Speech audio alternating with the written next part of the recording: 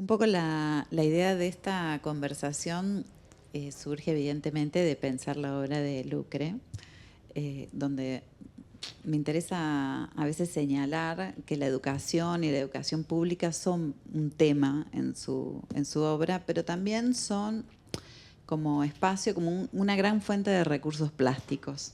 Entonces, pensando alrededor de esas ideas, es que se nos sugirió invitar a 3 colegas artistas y maestras para pensar un poco ese tráfico que hay, cómo se contaminan o cuán difusos pueden ser los límites de influencias entre la práctica artística y la práctica docente del arte, ¿no? En este sentido es que vamos a ordenar esta conversación con algunos aportes que ellas estuvieron pensando de su práctica.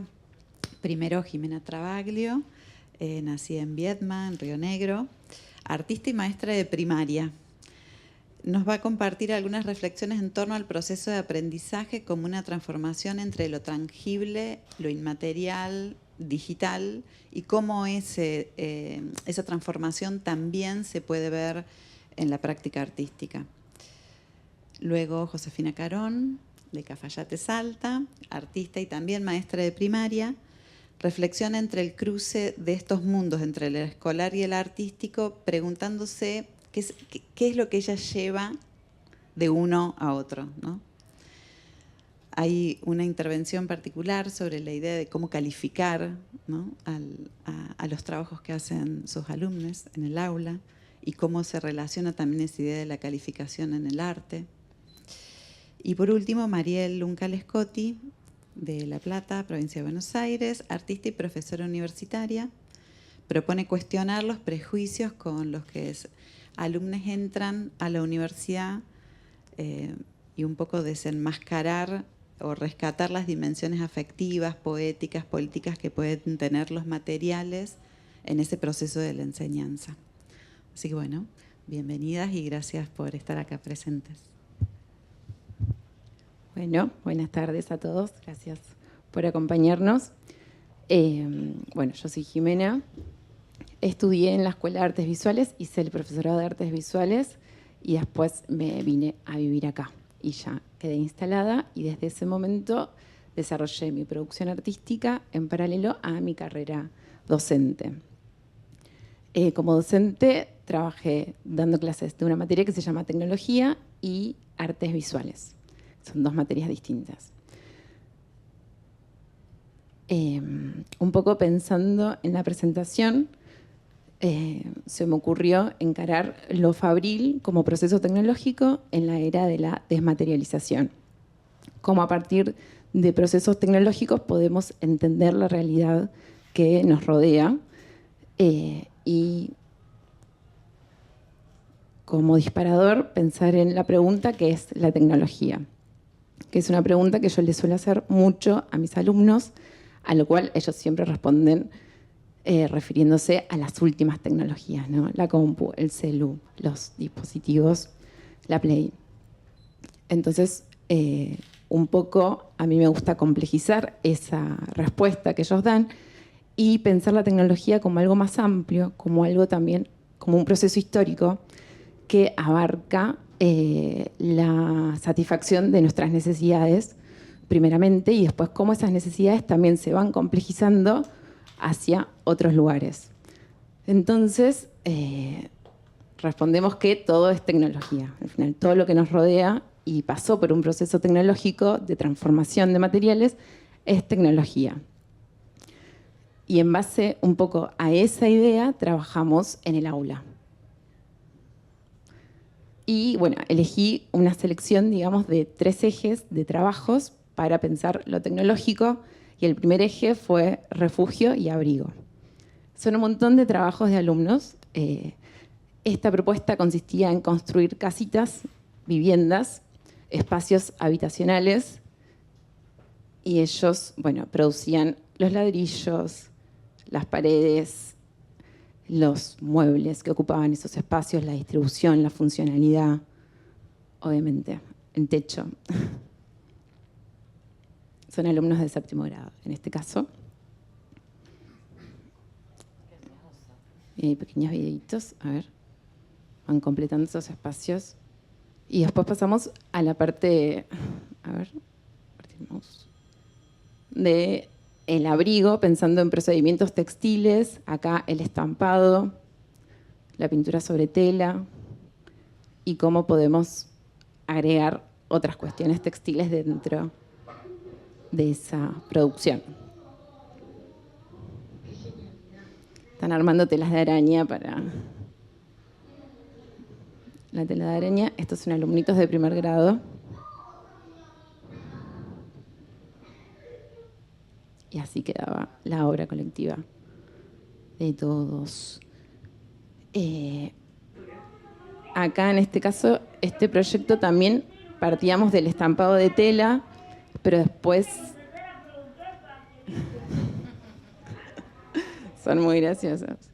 Después del estampado, la propuesta era construir un objeto, entonces confeccionamos almohaditas que ellos tuvieron que moldear, cortar, coser, hilvanar previamente, rellenar y después pensar usos. En este caso, una almohadita, una camita para mascotas, almohaditas para sueños. Bueno, la pasamos bien. Acá, bueno, trabajamos realizando la totora. Ellos trajeron prendas en desuso y la fuimos cortando y armando a través de nudos, alfombritas. Bueno, acá sogas, trenzas con muchas hebras, tejidos, confeccionando primero la herramienta y después haciendo la urdimbre y la trama para concluir las piezas. Después, como segundo eje, se me ocurrió el gesto técnico, pensando en el cuerpo como una herramienta de la tecnología. El gesto técnico es cuando el cuerpo aprende una manera de hacer algo, por ejemplo, cuando hacemos alguna práctica deportiva o cuando usamos una herramienta. Cuando movemos el cuerpo de una manera particular para accionar un objeto o hacer una tarea. Así que bueno, estos son sobre ese tema.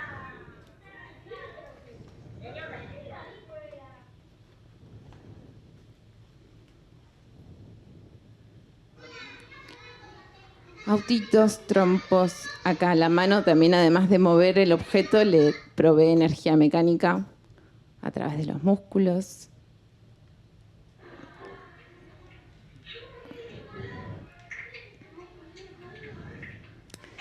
Acá la herramienta es una extensión del cuerpo, que es lo que son las herramientas, básicamente, ¿no? Extensiones del cuerpo para poder realizar lo que queramos.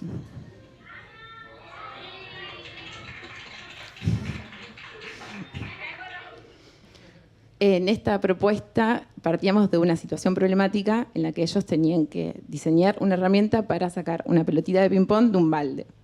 Entonces tenían que diseñar el actuador en base a la función que tenía que cumplir esa herramienta y después el mango, que es la parte por donde uno controla la herramienta, también qué características tenía que tener ese mango para que el actuador funcione.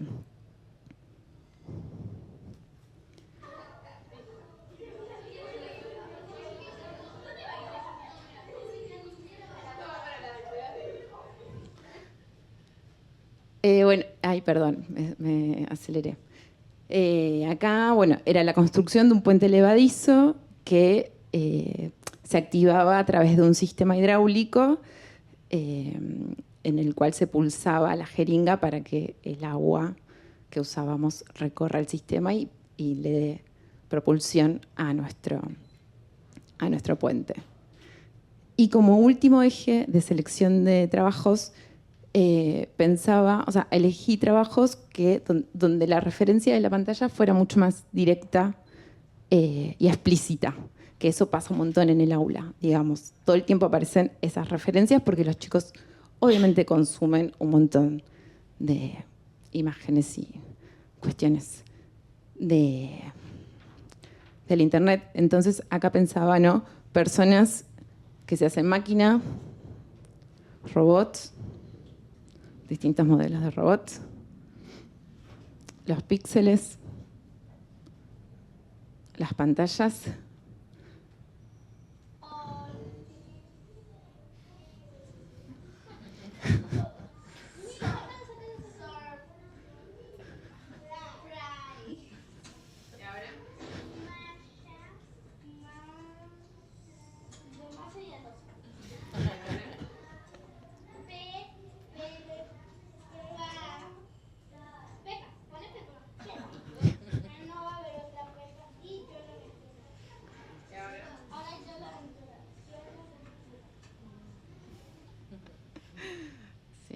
graciosos, son muy graciosos.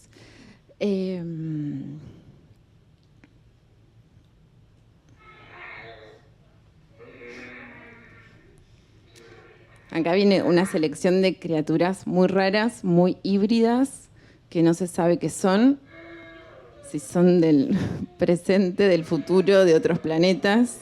Estamos todavía ahí definiendo.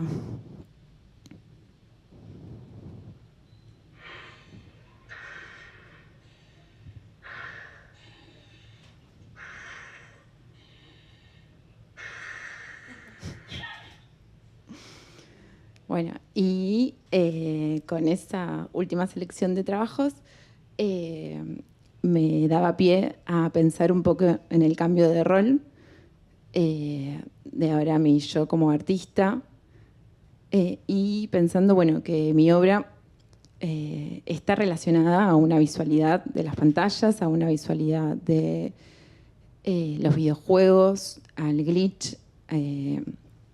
Entonces, bueno, pero contrapuesto a una materialidad y a una forma de hacer totalmente artesanal. Decidí, bueno, arrancar por esta imagen, que es una obra del 2013.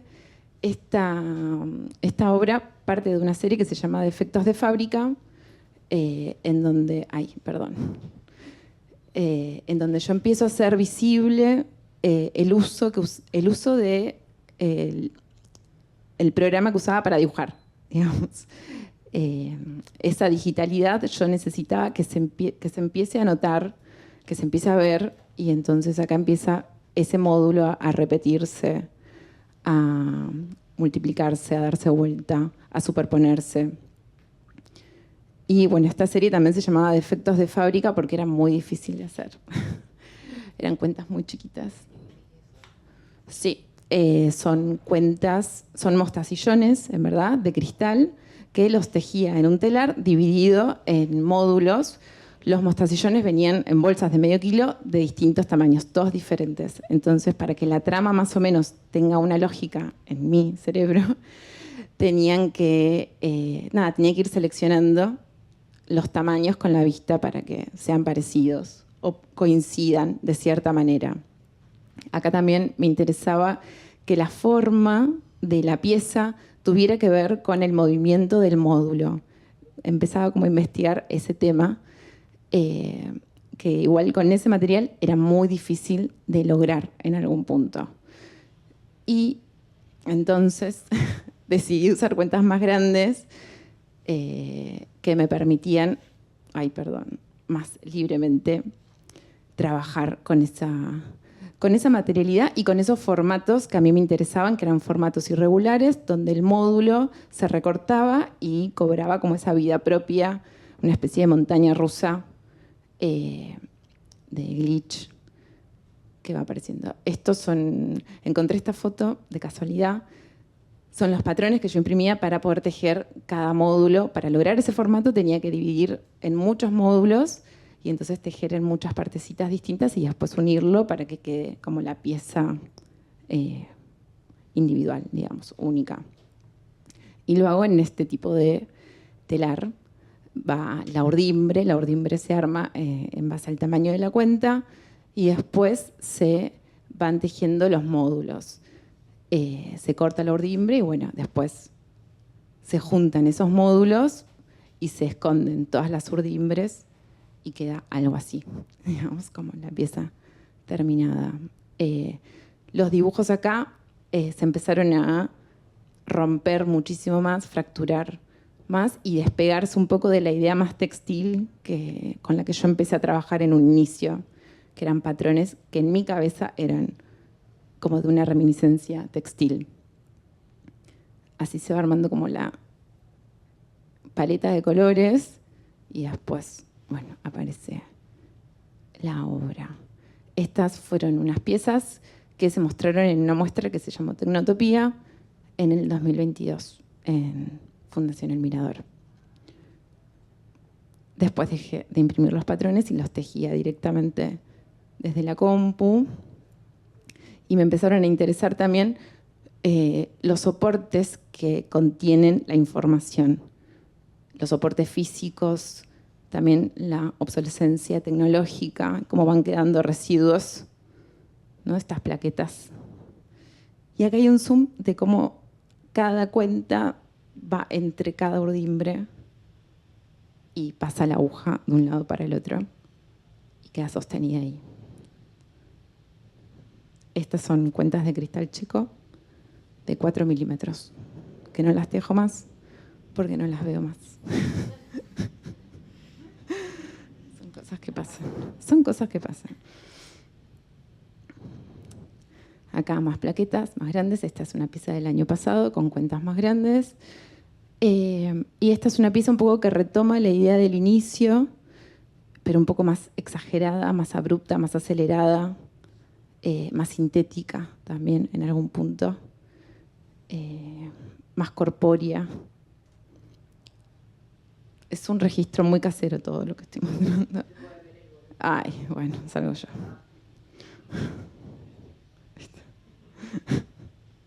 Me silencio. Y para terminar, seleccioné esta obra que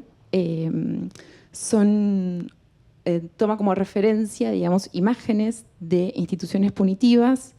Hay una foto de un colegio, de chicos formados, de cárceles y de desfiles militares. Y un poco el montaje intentaba hacer como esos centros de monitoreo, que cada vez hay más en la ciudad también. Y un poco pensar cuándo el cuerpo es un módulo, cuándo el cuerpo forma parte de algo mucho más maquínico. ¿Qué pasa con el adoctrinamiento? Porque de alguna manera estas instituciones hacían muy explícito el adoctrinamiento y el exceso de control, y cómo hoy tal vez hay otros mecanismos de adoctrinamiento que son menos perceptibles o más soslayados. Bueno, pensar un poco cómo afecta todo eso y las redes sociales, ¿no? Esos consumos. Y me daban ganas de cerrar un poco con esta pregunta, que es ¿qué pasa con la subjetividad, la capacidad de imaginar, crear e inventar? Que es un poco, para mí, el desafío con el que nos encontramos en el aula. Es cómo hacer para motivar a los chicos, cómo hacer para que se crean dueños de lo material, dueños del mundo, y cómo a partir de esa transformación de lo material ellos crean o se convenzan que pueden transformar algo de ese mundo que también ellos son dueños, ¿no? Que muchas veces vivimos como en una simulación que es muy sensual, digamos, pero bueno, hay todo un mundo material que ellos son parte. Así que bueno, eso.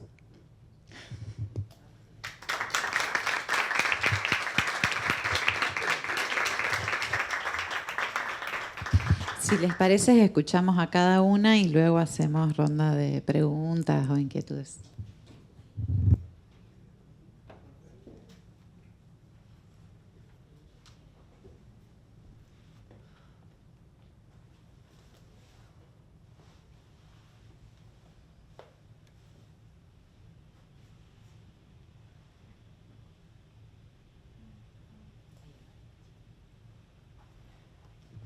Hola, bueno, yo soy Josefina Carón. Quería agradecer al museo, a Belén, a las compañeras, a Carla y especialmente a Lucrecia Leonti por esta invitación. Yo soy maestra de plástica en la primaria también. En muchos años trabajé, hasta este año, mucho con los chicos más pequeños, primero, segundo, tercer grado, y también soy artista. Y entonces, bueno, esta invitación fue muy generosa porque son, hablando de roles, son como dos cosas que uno vive, que una hace y que no siempre tiene oportunidad de detenerse y pensar algo sobre eso. Y esta invitación fue esa posibilidad de pensar algo sobre estas dos cosas que hago todos los días. Y bueno, voy a compartir con ustedes un poco lo que pude pensar sobre este asunto. Y lo que hice fue comencé, digamos, a pensar el arte de los chicos, el arte infantil, y me acordé que se dice del arte infantil que es expresión. Yo coincido con eso. Y entonces yo pensaba si mi arte también era expresión, me parecía que no. Pero pensando en esto de que el arte de los chicos es expresión, que es algo, digamos, muy conmovedor. Es muy conmovedor ver esas manos chiquititas, bueno, un poco lo vieron con la presentación de Jime, cuando de las manos salen las líneas que después crean las imágenes y representan y simbolizan cosas. Participar de ese momento es algo muy conmovedor. Además, es como que cada niño es muy particular en eso y al mismo tiempo es algo que hacen todos los niños. Y entonces, pensando en estas cosas, me acordé del problema de la calificación, porque yo trabajo en educación formal, yo tengo que calificar el trabajo de los chicos. Y fue un problema que se me presentó enseguida que empecé a trabajar como maestra de plástica,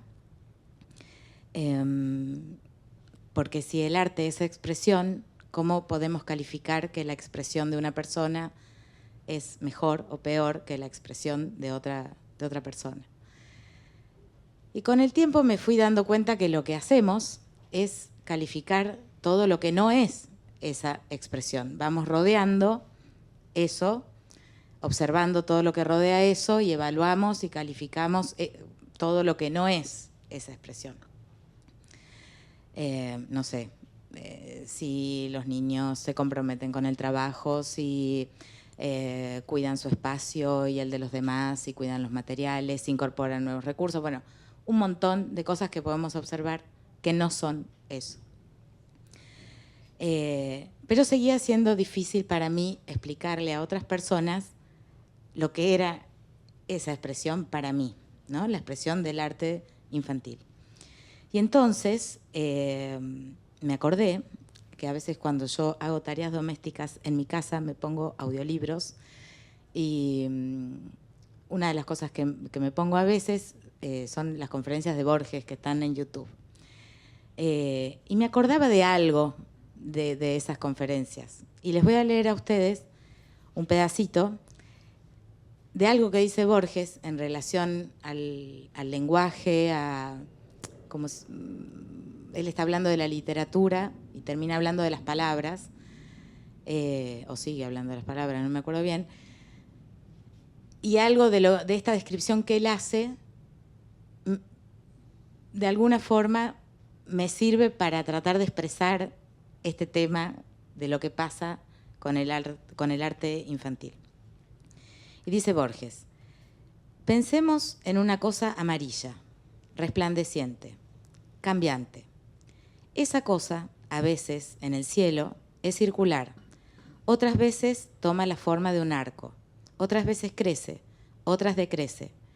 Y entonces alguien, nuestro antepasado, nuestro común antepasado, le puso a esa cosa el nombre de luna, distinto en distintos idiomas y diversamente feliz.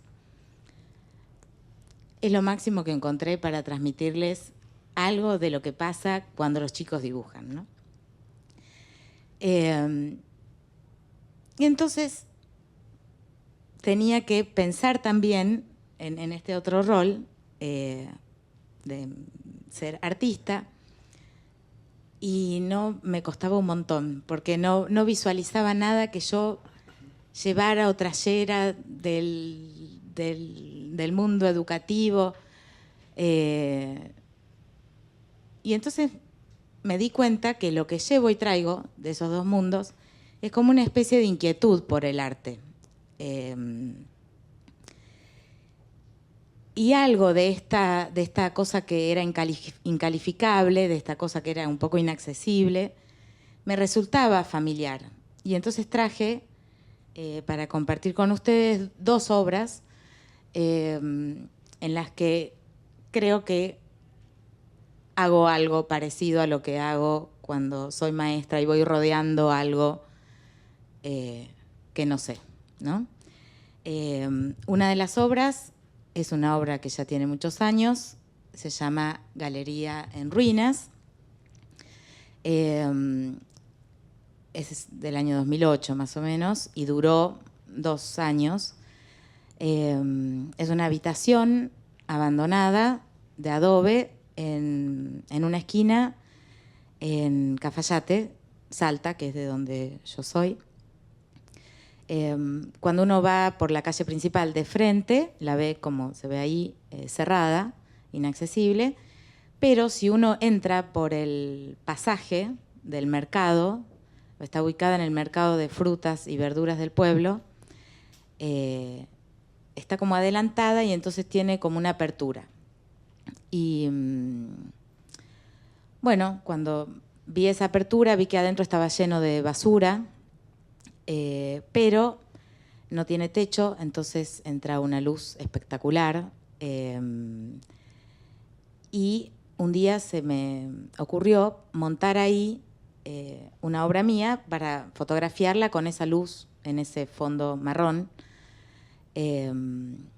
Y cuando lo estaba en esa época no había celulares con cámaras, tenía una camarita, se quedó sin batería, sin pilas.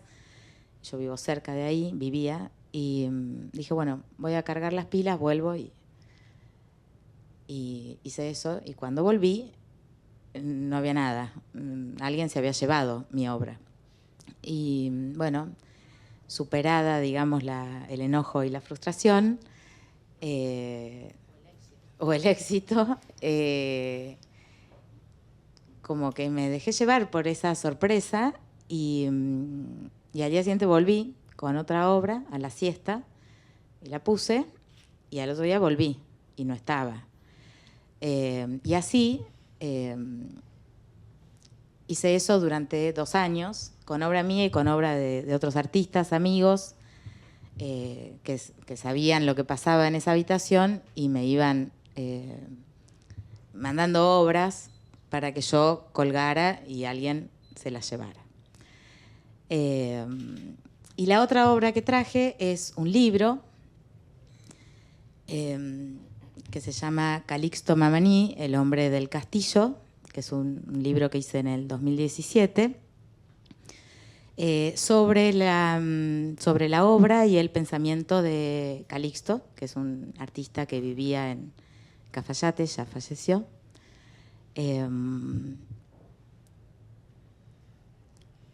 Esta es su casa museo y acá les traje una imagen de autorretratos que aparecen en el libro, ¿no? Y entonces, bueno, voy a hacer algo que no hay que hacer, pero que es como decir lo que pensé en esta clave, ¿no? En esta clave en la que venía pensando también el arte de los chicos y todos estos temas que hablé.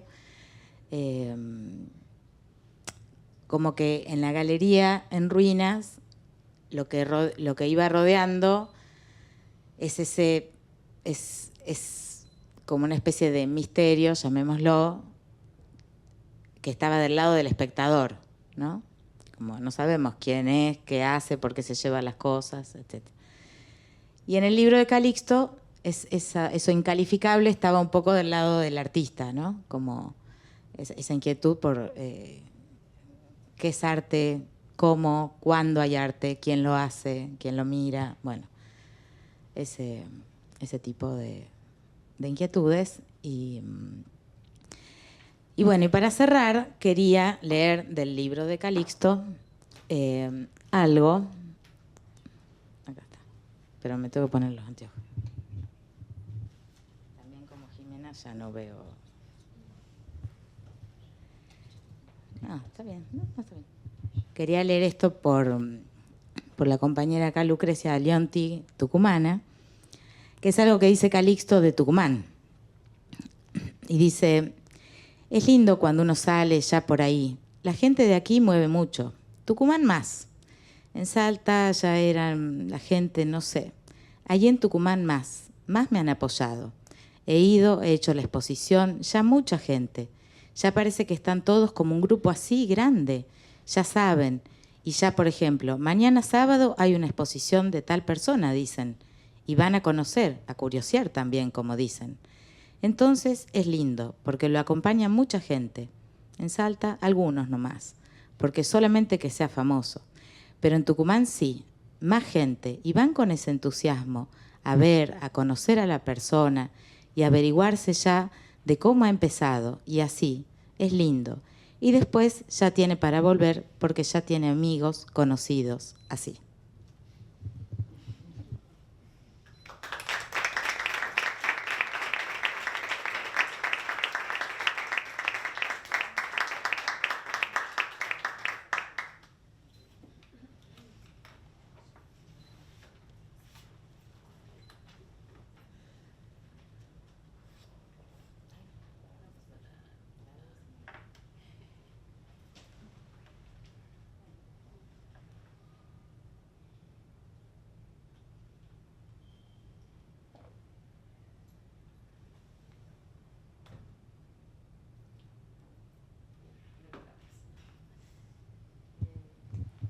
Hola, ¿qué tal?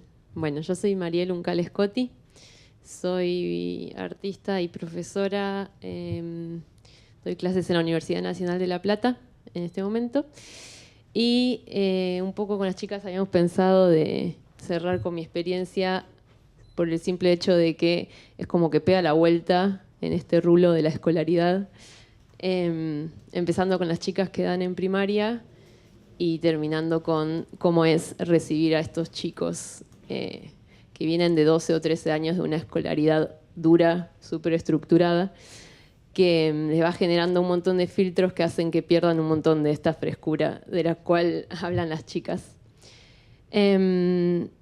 Y además de ir perdiendo esas perlas en cuanto a lo que es el trabajo creativo, también van ganando muchos prejuicios de qué es el arte, cómo debería ser una obra de arte, cómo es el ser artista, que son prejuicios que van más allá de la escuela, como que están un poco en el sentido común, pero que ellos llegan a una carrera como es artes plásticas en mi caso, con todos esos prejuicios y a la vez queriendo ser artistas. Entonces, como un poco desde qué lado se trabaja con eso en una materia como la que doy yo, que es de primer año, que se llama Procedimientos de las Artes Plásticas, es la cátedra A.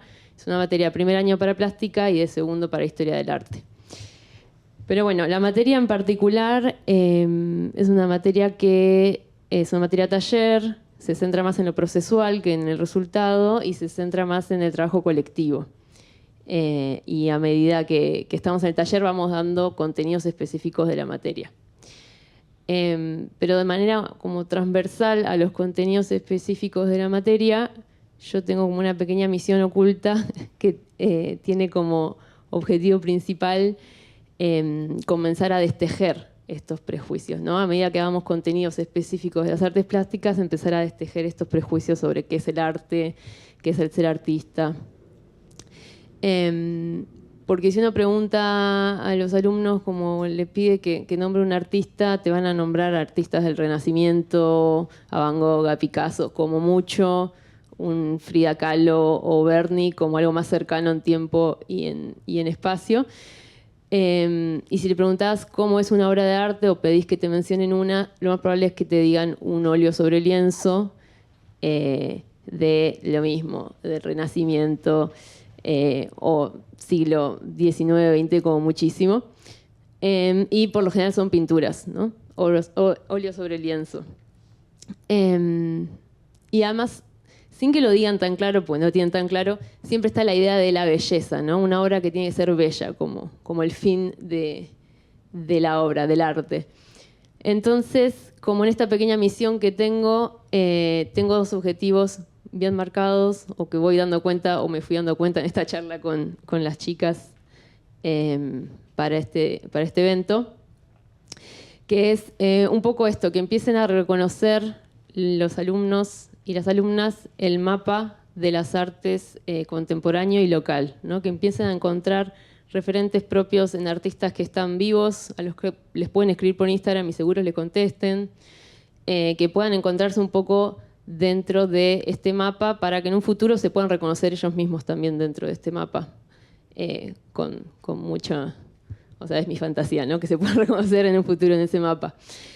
Y por otro lado, mi segundo objetivo en esta misión encubierta es que puedan reconocer los materiales, las prácticas, los consumos que ellos tienen en el día a día como portadoras también de una dimensión poética fuerte, ¿no? Como con una potencia poética que no suelen ver porque no consideran que sean materialidades o prácticas artísticas. Entonces, me impresiona mucho cómo los alumnos hablan todo el tiempo de el anime que vieron, el video de TikTok, las cosas que van consumiendo, pero después cuando hablan de arte no hablan de eso, hablan de pinturas al óleo del siglo XVI que nunca vieron en su vida y que tampoco las buscan. Entonces un poco como lo que intento es eso, como traer esa cercanía del mundo del arte contemporáneo, pero también esa cercanía de los materiales y las cosas que ellos ya usan y hacen, pero que la puedan traer a la producción, ¿no? Como lo puedan encontrar el lado poético de esos consumos cotidianos. Un poco esto, cuando Lucre nos preguntó cómo se vinculaba nuestro rol como artistas con nuestro rol docente, pensaba en eso, ¿no? Como, bueno, si yo soy una artista activa en este momento, en este lugar del planeta que es Argentina 2025, un poco lo que me motivaba o lo que motiva en el día a día en las clases, además de dar los contenidos que son obligatorios, es esto, desmitificar el trabajo del artista, ¿no? Que puedan verlo como algo cercano, porque además es lo que ellos quieren ser. Lo ven como algo lejano, idealizado, pero a la vez es lo que quieren ver, lo que quieren ser. Entonces, lo que hago es acercar de a poco producciones de artistas contemporáneos. Generamos con los chicos, que al principio fue como un poco una estrategia para que lleguen temprano, porque la materia la damos lunes y martes a la mañana, y empecé a incorporar esto de los martes temprano para quienes llegan tempranito, una especie de regalo que es dar a conocer una artista argentina contemporánea cada martes, ¿no? Hubo un martes que mostré obra de Lucrecia, un martes que di de otros artistas, todos contemporáneos. Y la mayoría vinculados a lo que Ricardo Martín Crosa llamó el escuelismo, que Marcelo Pacheco retoma justamente en este museo en una muestra del 2009, que es todo ese arte, sobre todo de los 90 en adelante, que usa materiales baratos, muy vinculados a oficios subestimados, a la manualidad, muy vinculado al imaginario infantil, al imaginario escolar, que son todos recursos que ellos conocen porque todos pasaron por la escuela, sea público o privado, todos tuvieron ciertos como íconos de la escolaridad compartida, que entonces un poco como que la idea es ir alentándolos a que recuperen eso que ya tienen y le puedan encontrar ese valor poético. Entonces voy a mostrar algunos trabajos. Por ejemplo, porque hay algo hermoso de la universidad que lo rescato porque es algo que creo que solo se da en terciario y universidad, es que en el aula conviven chicos de 17 años que recién salen secundario con maestras jardineras que se jubilaron y empezaron la carrera ahora para disfrutarla. Entonces creo que también en esos conocimientos informales que trae cada uno se da algo hermoso. Por ejemplo, lo hizo una alumna que fue maestra jardinera y una vez jubilada se sumó. Y era un manual escolar que lo que hizo fue como destejer las letras. Aparece mucho esto del oficio, como les voy preguntando, como si trabajan de otra cosa, si estudiaron otra carrera antes, y empiezan a aparecer conocimientos que ellos mismos subestiman porque les han dicho que no eran artísticos en algún punto, y los empezamos a rescatar en el aula a medida que damos los contenidos de la materia. Aparece mucho esto, ¿no? Mucha presencia de la casa también, lo hogareño. Bueno, y también aparece el contexto, ¿no? Esto fue en el 2018, cuando estaba empezando todo el movimiento feminista con más fuerza. Entonces aparece no solo la fotocopia, ¿no? Como el material barato, sino también el hacer manual, el contexto. Esto era, por ejemplo, una chica que vivía en una pensión y a todas sus compañeras de pensión les pidió que use la servilleta para comer y tienen restos de comida y como del cuerpo de esas compañeras. Bueno, este era un cuento, el cuento de las buenas noches antes de ir a dormir, y la chica quería hacer como algo súper épico también, como muy de esto, de cómo el arte tiene que ser épico y bello, y de golpe fue como, pero si es el que te leían para ir a dormir, ¿por qué no lo pensás de ese lado, como lo que hacías cuando eras chica? Un poco retomar esto que los alumnos antes de entrar a la escolaridad lo tienen, pero después como que empiezan a desconfiar de eso, de lo propio, de lo familiar. Y un poco esto, mi misión, que cuento, digo esta misión porque es la que conozco, es la propia, no porque sea una mejor que otra, ¿no? Pero un poco lo que me propongo es recuperar todo esto. Esta chica también quería hacer algo de los stickers, entonces creo que quería pintar uno de los stickers. Y era como, ¿y por qué no usas los stickers? Y empieza a aparecer el cuerpo, que eso también siempre es un viaje de ida, más en estas épocas de TikTok y redes sociales. Veo estas cosas y pienso en Sebastián Gordín, entonces cada vez que alguien trae una obra o una propuesta de obra que lo hacen muy tímidamente, es como, bueno, ¿qué artista contemporáneo argentino hace algo similar? Estás dentro de un mapa, o sea, como empezar a reconocer esas cosas.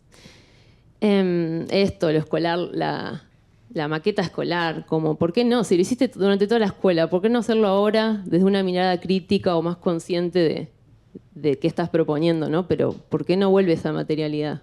Los mapas. Bueno, y cuando, un poco para ir cerrando también, cuando Lucre nos preguntó esto de cómo se vinculaba nuestro rol artista con el rol docente, pienso en eso, como voy a mostrar ahora 3 obras mías nada más, pero para que un poco entiendan como desde dónde me paro yo. En mi producción me interesa mucho también lo que es este imaginario escolar, esta memoria de lo popular y imágenes representadas ya en un momento sin mucha conciencia de por qué se representa, ¿no? En la escuela una imagen una y otra vez. Me interesa también rescatar todos estos conocimientos informales desde el hacer, desde no solo la temática, sino también desde las materialidades que se usan, los recursos que usamos. Todas estas piezas son de Cartapesta. Esta muestra tenía que ver con los carnavales, pero más con la idea de esos conocimientos informales que están todo el tiempo circundando en el espacio compartido, ¿no? Que siempre los dejamos de lado a la hora de definir una obra de arte, por ejemplo. Entonces, en este sentido, un poco creo que mi intención en mi hacer docente se basa básicamente en estas 2 cosas, que es que los chicos puedan recuperar la potencia de esos materiales cercanos, de esas prácticas cercanas, que se alejan de esto del material noble o artístico, porque también es eso, cada vez que van a arrancar un trabajo, antes de pensar qué van a hacer, van a la librería y compran cartón gris y pintura. Y es como, pero ¿pensaste por qué? Y no es porque sea culpa de ellos, ¿no? Sino porque vienen de 12, 13 años decirle que hay una librería artística y está el resto de los materiales para la vida. Entonces, bueno, esto, un poco mi premisa es esto, que puedan reconocer esta carga poética que tienen estos conocimientos y estos materiales que ellos ya usan y consumen en el cotidiano. Y por otro lado esto, acercarles los artistas que están hoy en día actuando en nuestro campo artístico, con intenciones de que de a poco podamos desarmar estos prejuicios sobre qué es una obra de arte, qué es el ser artista, y para que también puedan hacer obras como más sinceras consigo mismo y también con el contexto, un poco más conscientes del contexto en el que están. Así que eso es mi experiencia. Gracias por haber escuchado. Estas son las alumnas que prestaban sus obras. Bueno, muchas gracias a las 3. De ahora en más, quienes quieran interrumpirnos con inquietudes, observaciones, preguntas, todas son bienvenidas. Sí, yo me anoté muchas cositas, algunas que no las voy a decir, pero Me quedé pensando también en la relación entre todo lo que iban tejiendo entre sus obras, su práctica docente, pero también con la obra de Lucre y la expo, ¿no? Abrir la mirada. Y empezando por Jime, esta relación con el problema de la técnica en general, digo que también es una discusión del siglo XIX y XX que atravesó de lleno en la problemática del arte y la artesanía, que en la obra de Lucre también se vuelve a hacer presente. Y es una discusión o una problemática súper transitada, pero que paradójicamente en el contexto del arte contemporáneo global y hashtag latinoamericano, aparece otra vez revisitada esta discusión del arte, la tecnología, como un material y como una discusión un tanto solemne por momentos, pero sobre todo como vaciada otra vez, ¿no? Pareciera que hay que volver a cargarla de sentidos un poco más paradójicos o misteriosos en los términos que de las preguntas de José. Pero digo, esta relación que para vos en tu obra también es reclara, una visualidad digital o virtual con una técnica súper artesanal, también está, ¿no?, en la obra de Lucre. ¿Hay alguna asociación en relación a la obra de Lucre y este problema y tu obra?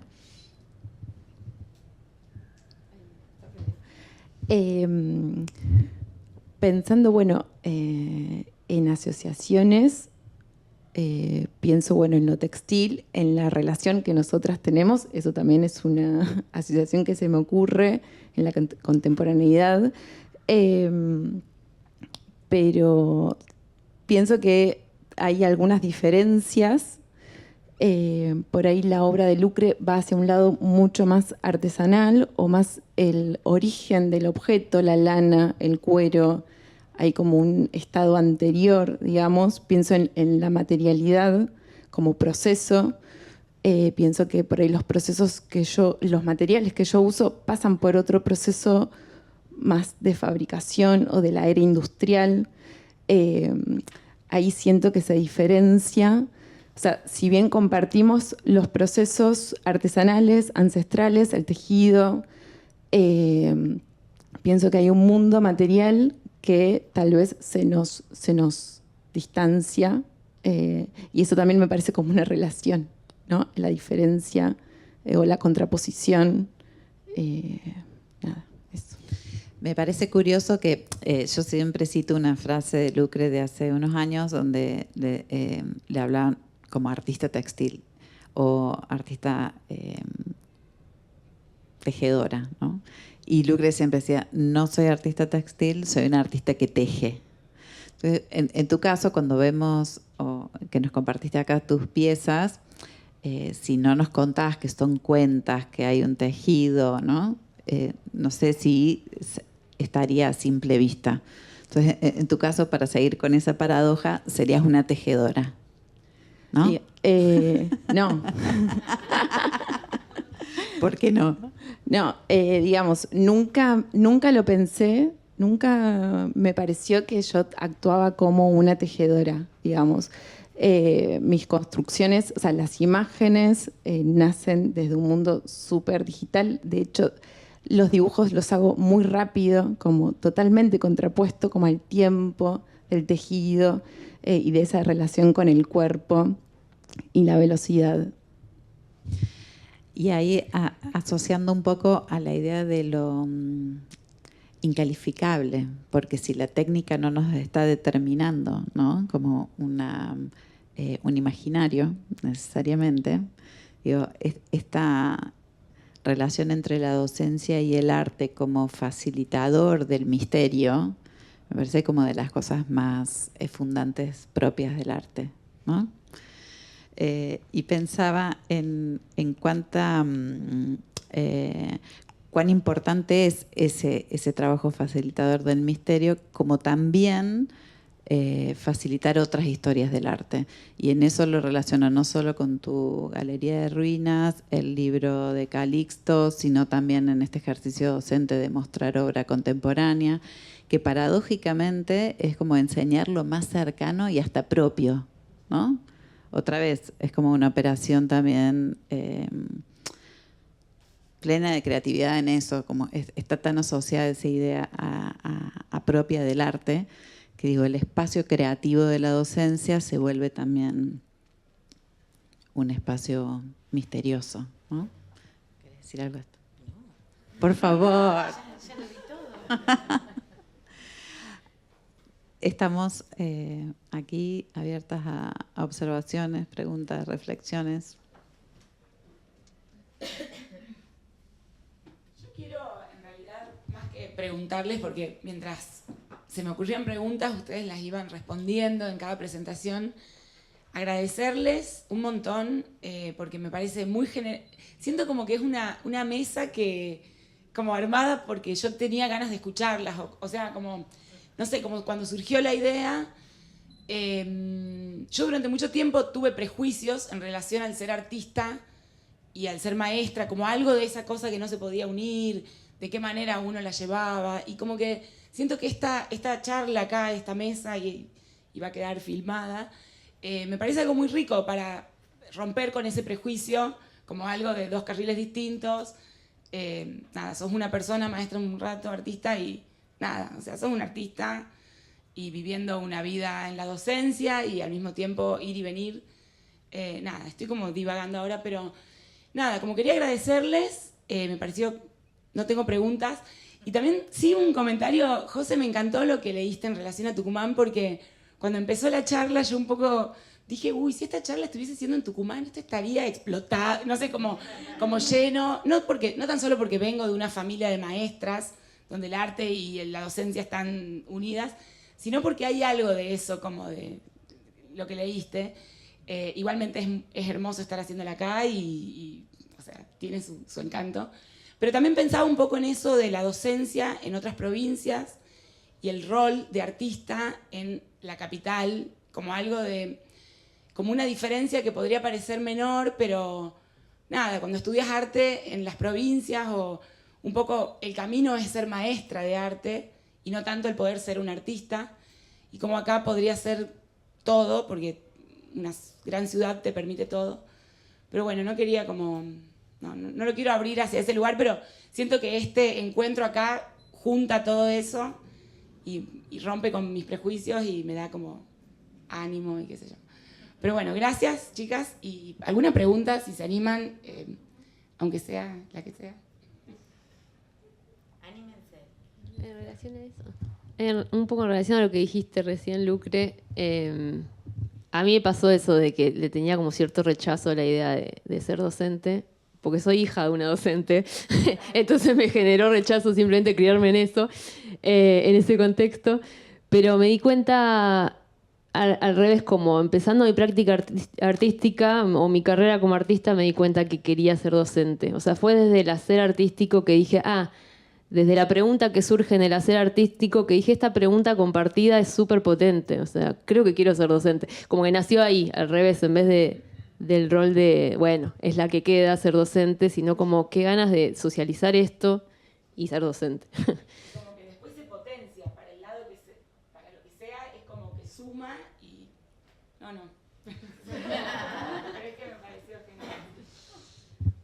Una acotación, ya que tenés el micrófono en mano, es casi como un capítulo aparte, pero que también lo retomamos en el libro, que por cierto ella está disponible en la tienda del museo, el libro sobre toda la obra de Lucrecia. Esto sobre el escuelismo. Y no solo porque lo traes a colación vos, sino porque, bueno, también es una... convertido ya en un canon estético, especialmente porteño. Ha estado felizmente, digo, revisitado en los últimos 2 años también por otros artistas, como Martín Legón el año pasado en su expo en el Museo Moderno. Pero me interesaba esta distinción que empezaron a hacer como de contextos y cómo ciertas tradiciones visuales en contextos distintos provienen misteriosamente como de otros orígenes. Y mucho de lo que alguien podría pensar que la obra de Lucrecia puede estar relacionada con el escuelismo tiene más que ver con una biografía de familiares, madres, tías docentes de plástica que usaron el universo del arte, el universo, digo, de la plástica escolar como una fuente de materiales y de recursos, y que aparece como una visualidad escolar, o en tus términos, José, infantil, en esto de los carteles, las letras de molde, ¿no? Como todas estas prácticas. Y curiosamente, en un contexto como el de Buenos Aires, esa obra que Lucre viene haciendo en ese contexto desde allá de Tucumán hasta acá, se va cargando de estas otras tradiciones según se va, ¿no? Va como adobándose, ¿no? Pero lo tomaste vos también a esta tradición del escuelismo y me parecía como importante volver a eso. Sí, me interesa traerla también un poco como un juego ahí caprichoso de adentrar el escuelismo a la academia, ¿no? A la facultad. Porque como que el escuelismo creo que juega justamente con eso, ¿no? Como tomar un imaginario en común como la escolaridad, pero de un lugar como antiacadémico, porque la mayoría incluso de los artistas que se inscriben, si quieren, en el escuelismo, muchos vienen de formarse en talleres de artistas y no haber pasado por la facultad. Entonces también me gusta ese juego, pero ahí ya más como un capricho mío de por un lado traer a la academia un movimiento, si se quiere llamar así, que sería como antiacadémico, pero a la vez es como, bueno, apropiárnoslo desde la academia, porque un poco creo que Lucre también lo sabe, el rol de la facultad y la universidad en la provincia es fundante para la mayoría de los artistas que venimos de otras provincias y no desde la capital federal. Acá es como que no tiene ese mismo rol la universidad, pero en las provincias es como el lugar que aglutina a todos los artistas. Por más que no hayas terminado la carrera, como todos somos hijos de la universidad. Entonces me gusta un poco eso, como meterlo en el contexto de la academia, a la vez siendo como antiacademicista. Es ahí como un rulo que se vuelve muy divertido cuando se lo comparto a los alumnos. Y sí, se generan buenas preguntas a raíz de eso. Y también quiero decir, entre paréntesis, algo muy lindo, que es que este ciclo de martes de artistas que vengo haciendo en el aula, uno de mis alumnos lo bautizó martistas. Así que ahora le decimos los martistas. Hoy es martistas. Pero sí, no sé, pensaba un poco en eso cuando hablábamos más temprano del escuelismo. Es como meterlo hoy en día en la facultad, es como meterlo desde dos lados, como es un arma de doble filo. Es cuestionarse por la academia en sí misma, me parece, por diferentes lugares. Bueno, yo también quería decir algo.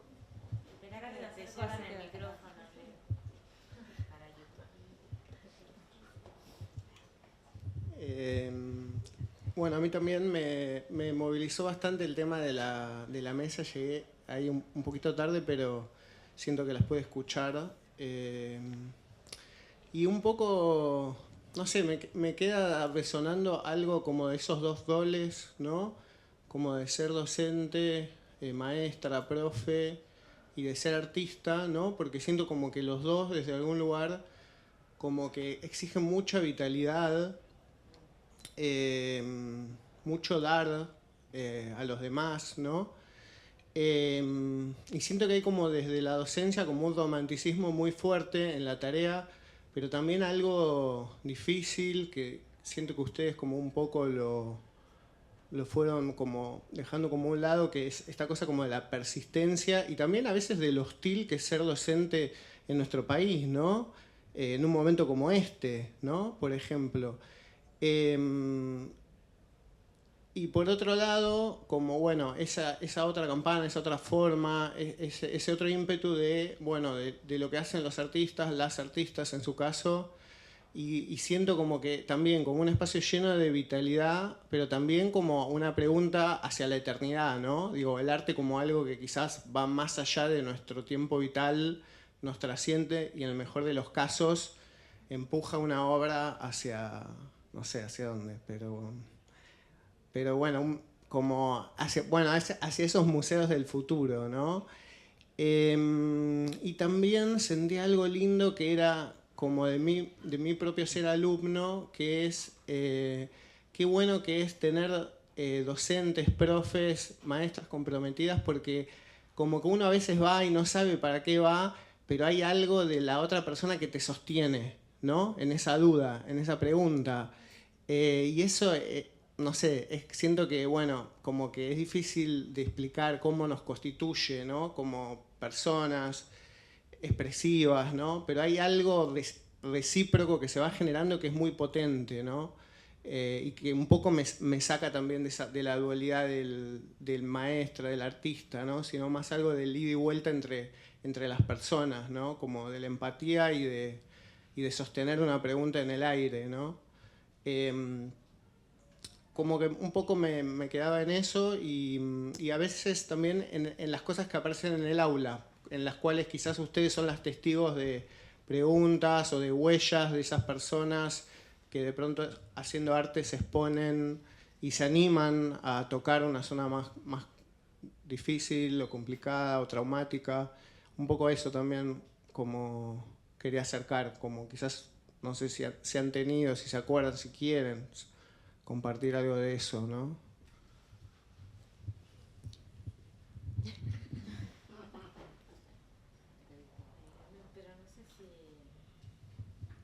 No sé, Leo, si me doy cuenta cuál...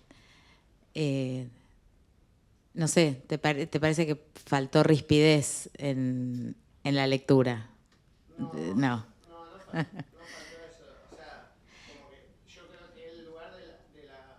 ser docente es un lugar de mucha resistencia en nuestra sociedad. No sé en el norte, pero acá en el sur me parece que abrazar ese trabajo exige como mucho coraje también, ¿no?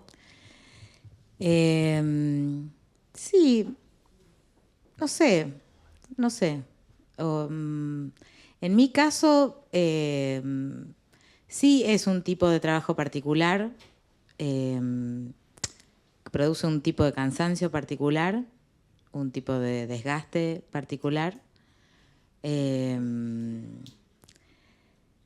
pero también, como vos decís, es, no sé cómo llamarlo, es muy energizante también. O sea, es como una dualidad, produce como un cansancio particular que se recompensa energéticamente de una forma particular que otros trabajos no. Yo he trabajado de muchas cosas en mi vida. Y no, no, yo lo veo así. Después, en relación a la forma en que las cosas que pueden aparecer en una clase de plástica, en las imágenes, nunca me pasó que apareciera algo que me perturbara, que tuviera que llamar a la psicopedagoga o comentarlo más con las docentes, hacer una intervención. Nunca me pasó.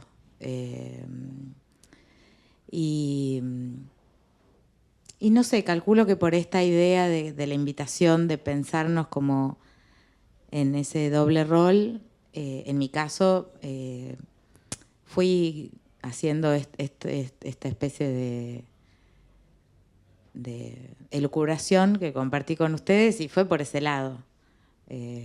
No sé, no sé si en otro contexto leería estos dos roles de la misma forma en que me pasó ahora, que además era la primera vez que realmente que me sentaba a pensar, bueno, ¿qué significa esto? ¿Cómo pensar? Lo que yo me propuse un poco que en la conversación por Zoom que tuvimos todas era como, bueno, ¿qué llevamos y traemos? Y a esa pregunta, bueno, le encontré en esta coyuntura esa respuesta que compartí. Pero bueno, es un puntapié inicial para que si en algún otro momento freno, puedo pensar de vuelta a otra cosa. Gracias, Leo. Hola. No, me interesa. Así queda grabado. Bueno, gracias. No sé si es una pregunta en particular. Sí, en principio agradecer, porque estos espacios de charla están como muy buenos, forman, permiten pensar otras cosas que uno en lo cotidiano quizás no se da el tiempo o no tiene el tiempo de. En mi caso soy maestra de grado, entonces esto como que me interpela un montón. desde la docencia, y me ponía a pensar en la importancia de construir la subjetividad con otros. Por la que el arte es un poco, también creo yo que pasa por ahí, ¿no? El que en las infancias se van conociendo y construyendo su subjetividad, y está buenísimo que existan espacios de arte en donde cada uno pueda volcar su ser en esa pieza, en esa construcción que hacen. Y también pensaba en la importancia de justamente pensar la escuela como un lugar de hacer con otros todo el tiempo, de cómo la maestra de grado puede ser un puente para trabajar con otra docente y quizás el mismo tema, el mismo contenido, la misma situación, cómo darle aristas distintas y procesarla desde un lado más artístico, tramitarlo con el arte. Entonces me parece que está buenísimo como quizás repensar eso, ¿no? En la escuela como darnos el lugar y que el arte es igual de importante que otras áreas y que a veces eso quizás en lo cotidiano se pierde un poco.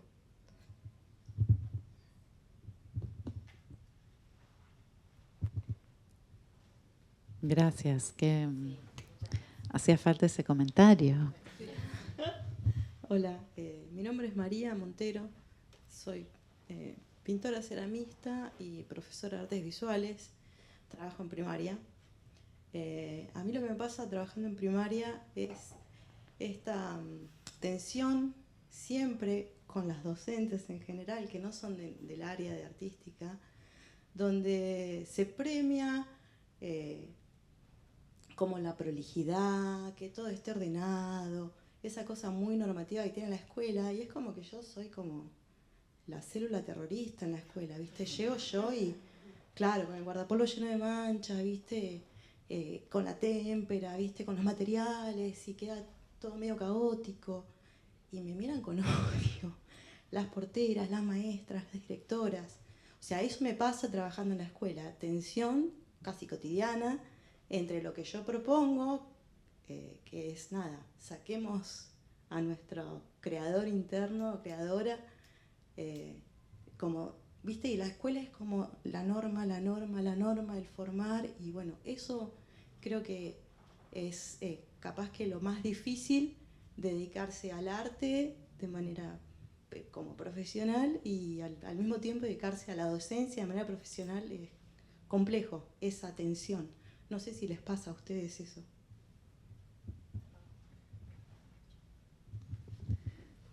A mí me hace acordar un poco a una anécdota, digamos, cuando yo estudiaba la carrera de artes visuales, siempre pensé que nunca iba a trabajar en una escuela, que cómo iba a ser para entrar en ese tipo de instituciones tan normadas, tan controladas, y a la vez yo sentía que, bueno, que la escuela era parte del aparato represivo del Estado, controlador del Estado, entonces que ahí no había mucho margen reproductivo, además, de todas las diferencias, y en el cual no había tanto margen, tal vez, para poder hacer algo un poco más concreto, o con respecto también a la producción de los chicos o chicas.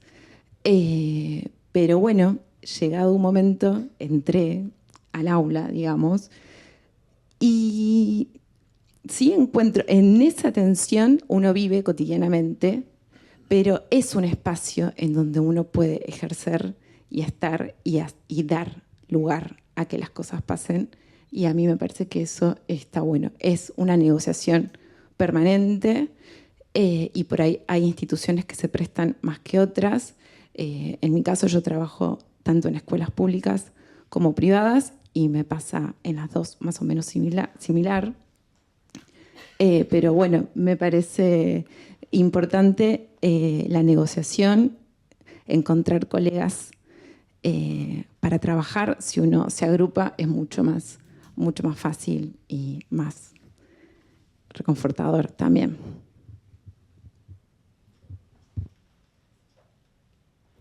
Convengamos que para el arte se necesita un poco de desobediencia siempre, así que crecer con otros también. No sé si alguien más tiene algún comentario. No sé cómo estamos de horario tampoco. Bien. Pensaba en algo en relación a lo que dijo Leo y luego Mariel y el comentario de ella, que no sé su nombre, Belén. En esta idea del crecer con otros, que volviendo también a la obra de Lucrecia, para mí la idea cuando yo hablo de que la educación pública es un tema en su obra, además de fuente de recursos, es un tema porque hay una recurrencia bastante significativa en considerar que ese espacio de la educación pública es ese espacio ideal y hasta nostálgico en los términos de Lucre, de encuentro con la posibilidad de encuentro y de construcción subjetiva con otros y otras.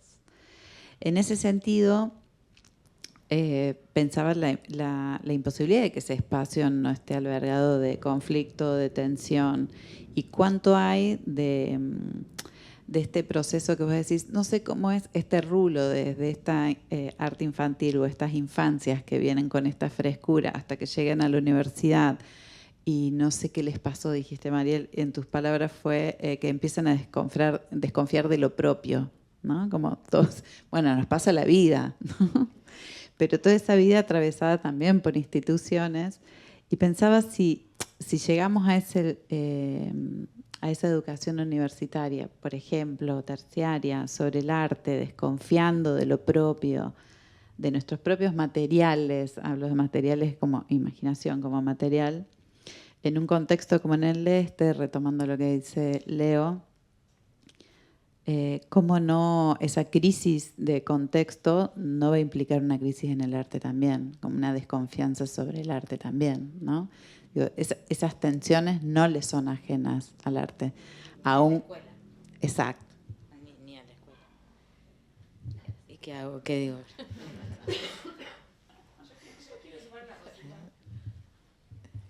Y sumando en eso, pienso o sea, como no es nada lejano ni ajeno a nadie, porque nos hicieron viajar un poco cuando empezó José y Jime a hablar del arte infantil pienso que no hay algo más universal que, no sé, que todos fuimos niños, que todos dibujamos, si bien no debería ser un privilegio haber ido a una escuela, digo, todo el mundo, pero como que es como lo más universal del mundo. Entonces como que ahí nos encuentra en un lugar de igualdad completa, no sé. Nos hicieron viajar por la idea de la mano, recorriendo la línea, y digo, ¿quién no lo hizo? Lo hicimos todos, no sé, por lo menos aquí presentes. Y eso es como un punto como indiscutible, y como algunos temas pasan a ser, no sé, que deberían ser de importancia universal, no sé, como... Pero nada, me quedé pensando en eso, de cómo me hicieron por lo menos a mí viajar a una situación tan igualdad. O sea, niños dibujando. Niños dibujando. Sí, yo creo que sí, que en un contexto así, un poco todo está en crisis. No solo el arte, sino también las escuelas. Pero bueno, se ve que elegimos ser felices hoy. No, lo que a mí me pasa con la escuela y el contexto es que yo estoy todo el día con la computadora, el celular, Twitter, y cuando estoy en la escuela no hay celular. Yo no uso celular en la escuela y los chicos tampoco. Entonces ya es ese simple hecho de que las horas que yo estoy ahí, yo veo cómo ellos dibujan y ellos dibujan, a mí ya me parece en este contexto y algo valioso, por no decir, no ponerme en términos más aguerridos, una resistencia. Pero los chicos pasan muchas horas en la escuela sin celulares,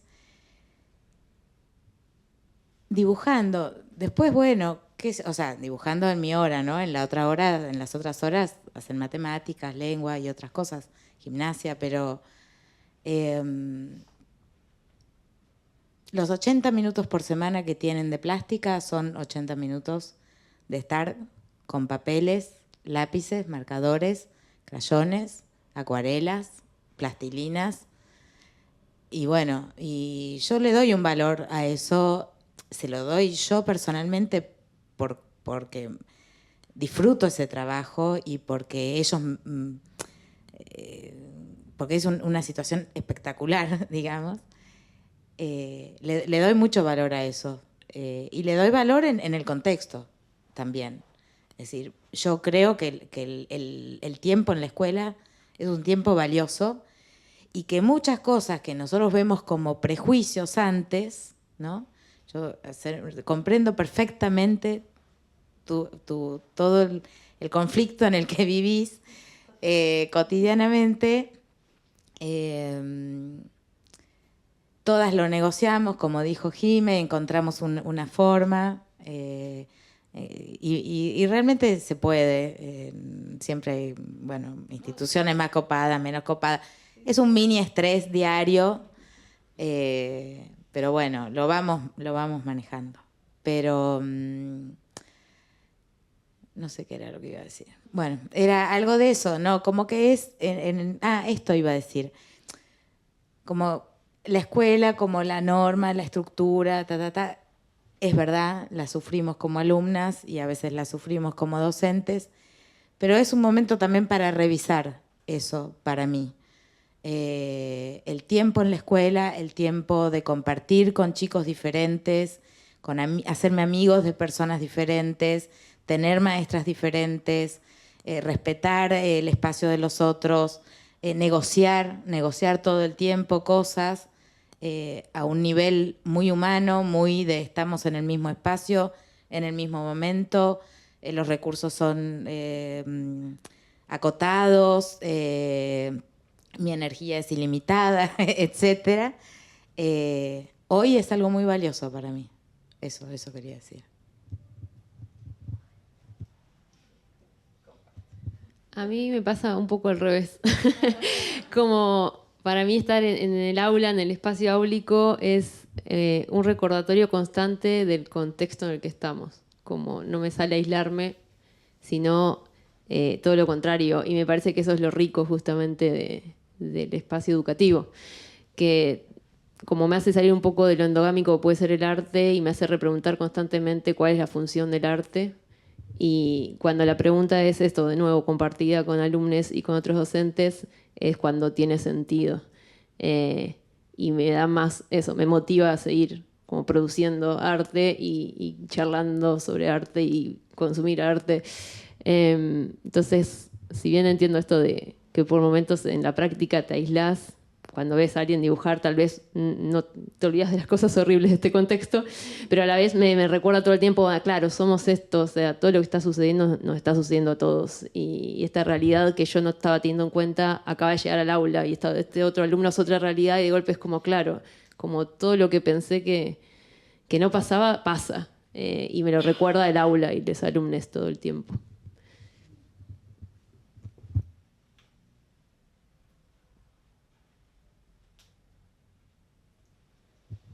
Bueno, muchas gracias a todos y todas por venir. Si no hay más